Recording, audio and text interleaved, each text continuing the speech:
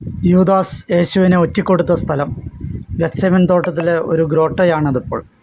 യേശു സഹിയോൻ മാളികയിൽ അന്ത്യാത്താഴ സമയത്ത് ശിഷ്യന്മാർക്ക് വിശുദ്ധ കുർബാന സ്ഥാപിച്ചു നൽകിയതിന് ശേഷം ഗത്സെമൻ തോട്ടത്തിൽ വന്ന് പ്രാർത്ഥിക്കുന്നു.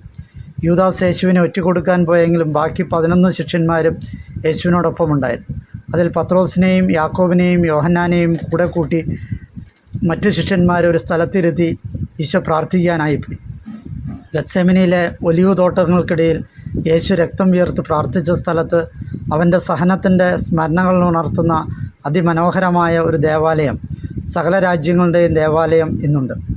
യേശു ഗത്സെമൻ തോട്ടത്തിൽ പ്രാർത്ഥിക്കുന്ന സമയത്ത് ബാക്കി 8 ശിഷ്യന്മാർ ഇരുന്ന സ്ഥലമാണ് ഗത്സെമൻ തോട്ടത്തിലെ ഗ്രോട്ടോ.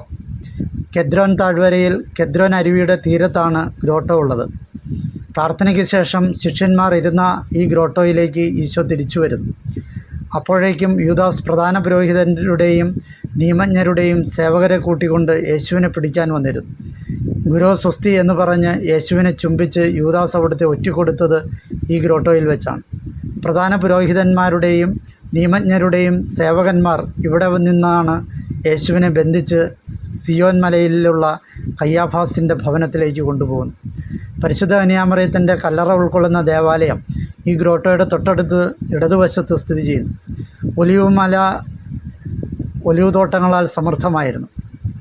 ഇവിടെ ഒലിവുംകായ ആട്ടി എണ്ണ ഉണ്ടാക്കുന്നതിന് വേണ്ടി ചക്കുകൾ സ്ഥാപിച്ചിരുന്നു. അങ്ങനെ ഒലിവ് ചക്കുകൾ വെച്ചിരുന്ന ഒരു സ്ഥലമായിരുന്നു ഈ ഗ്രോട്ടോ. യേശുവിൻ്റെ ഒറ്റിക്കൊടുക്കലിൻ്റെ ദേവാലയമായതിനാൽ പിന്നീട് അത് തീർത്ഥാടന സ്ഥലമായി മാറി. അങ്ങനെയാണ് 4-ാം നൂറ്റാണ്ടിൽ ഈ ഗ്രോട്ടോ ഒരു ദേവാലയമായി ഉപയോഗിക്കാൻ തുടങ്ങിയത്. ദേവാലയത്തിലെ വിവിധ ആവശ്യങ്ങൾക്ക് വേണ്ടി വെള്ളം സംഭരിക്കുന്നതിന് വേണ്ടി അൾത്താരയുടെ ഇടതുവശത്തായി ഒരു ജലസംഭരണി നിർമ്മിക്കപ്പെട്ടിരിക്കുന്നു. കുരിശുദ്ധക്കാർക്ക് ശേഷം 1361 ഈ ഗ്രോട്ടോയുടെ സംരക്ഷണം ഫ്രാൻസിസ്കൻ സന്യാസിമാർ ഏറ്റെടുത്തു.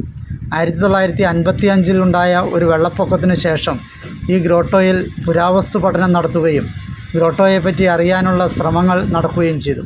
ഗ്രോട്ടോയുടെ ആദ്യത്തെ പ്രവേശന കവാടം ഇപ്പോഴുള്ള പ്രവേശന കവാടത്തിൻ്റെ അല്പവും കൂടി മുന്നോട്ട് മാറി അൾത്താരയോട് ചേർന്നായിരുന്നു. അവിടെ തന്നെയായിരുന്നു ജലസംഭരണിയുടെ പ്രവേശന കവാടവും ഉണ്ടായിരുന്നത്. ഇപ്പോഴത്തെ വാതിലിൻ്റെ വലതുവശത്ത് ആദ്യ ദേവാലയത്തിൽ ഉപയോഗിച്ചിരുന്ന മൊസൈക്കിൻ്റെ അവശിഷ്ടങ്ങൾ കാണാം.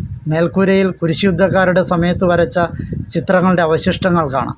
2000-ാം ആണ്ടിൽ മഹാജൂബിലിയോടനുബന്ധിച്ച് ഈ ഗ്രോട്ടോ മോടി പിടിപ്പിച്ചപ്പോൾ ചിത്രങ്ങൾ കേടുപാടുകൾ നീക്കി പരിപാലിക്കാൻ ശ്രമിച്ചു.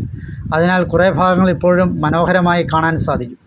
ഗ്രോട്ടോയുടെ അൾത്താരയുടെ പിന്നിലെ ഭിത്തിയിൽ അത് ഞാൻ തന്നെ എന്ന് പറയുന്ന ഈശോയും അത് കേട്ട് സാഷ്ടാംഗ പ്രണാമം ചെയ്യുന്ന ശിഷ്യന്മാരെയും സേവകരെയും ചിത്രീകരിച്ചു വച്ചിരിക്കുന്നു. മറ്റു 2 ചിത്രങ്ങളിൽ ഗത്സെമനിയിൽ പ്രാർത്ഥിക്കുന്ന യേശുവിനെയും സ്വർഗാരോഹണം ചെയ്യുന്ന പരിശുദ്ധ കന്യാമറിയത്തെയും കാണാം. യൂദാസ് യേശുവിനെ ഒറ്റുകൊടുത്ത ഈ ഗ്രോട്ടോയിൽ പ്രാർത്ഥിക്കുക വലിയൊരു ആത്മീയ അനുഭവമാണ്. മനുഷ്യരക്ഷയ്ക്ക് വേണ്ടി കുരിശിൽ ബലിയർപ്പിക്കപ്പെടുന്നതിൻ്റെ ഒരുക്കമായി ഈശോ സ്വയം നിന്നുകൊടുത്ത സ്ഥലമാണിത്. ഈശോയെ സേവകന്മാർ പിടിച്ചുകൊണ്ടുപോകുമ്പോൾ ശിഷ്യന്മാരെല്ലാം ഓടി രക്ഷപ്പെടുകയാണ്. ഈ ഗ്രോട്ടോയിൽ നിന്ന് പ്രാർത്ഥിക്കുമ്പോൾ യേശു ചോദിക്കുന്ന ചോദ്യം ഇതാണ്: നീ മറ്റു ശിഷ്യന്മാരെ അവസരവാദിയായി ഓടിപ്പോകുമോ, അതോ എൻ്റെ സഹനത്തിൽ പങ്കാളിയായിക്കൊണ്ട് കുരിശിൻ്റെ വഴിയിൽ എന്നോടുകൂടി നടക്കുമോ എന്ന് ഈശോ നമ്മളോട് ചോദിക്കുന്നതായിട്ട് നമുക്ക് തോന്നും. നമുക്ക് പ്രാർത്ഥിക്കാം: യേശുവേ, സന്തോഷത്തോടു കൂടി സഹനത്തിലേക്ക് കടന്നുപോയ അവിടുന്ന് എൻ്റെ ജീവിതത്തിലെ വേദനകളിലും ദുഃഖങ്ങളിലും ശക്തിയായി കടന്നു വരണമേ. ഒരിക്കലും നിന്നെ ഉപേക്ഷിച്ച് ഓടിപ്പോകുവാൻ എനിക്ക് ഇടവരുത്തരുതേ. അന്യായമായും അകാരണമായും പീഡിപ്പിക്കപ്പെടുന്ന എല്ലാവർക്കും അങ്ങയുടെ സഹനം ശക്തിയും ബലവും നൽകട്ടെ. ആമേൻ.